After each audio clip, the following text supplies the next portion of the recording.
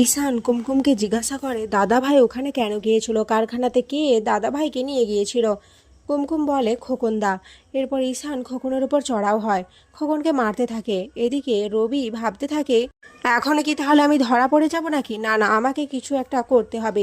রবি গিয়ে খোকনকে মারধর করতে থাকে আর বলে, বল কেন নিয়ে গেছিলি, বল কেন নিয়ে গেছিলি, কাদের থেকে টাকা খেয়েছিস বল। এভাবে মারতে মারতে আধমরা করে ফেলে। ঠিক তখনই কুমকুম ব্যাপারটা অন্যদিকে যাচ্ছে দেখে রবিকে আটকায় আর বলে, না না, আমি ঠিক তেমন কাউকে দেখিনি, আমার মনে হয়েছিল খোকনদা। এরপর ওখান থেকে ঈশান চলে যায়। রবি খোকনকে বলে, তুমি তোমার টাকা ঠিক পেয়ে যাবে, কিন্তু এখানে তোমাকে থাকা চলবে না।